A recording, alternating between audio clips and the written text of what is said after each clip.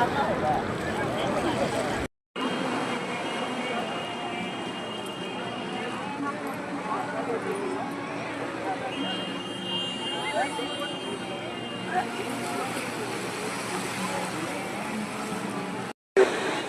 আছে, আপনি যেখানে থাকেন এখানে এসে ওর সঙ্গে যোগাযোগ করুন।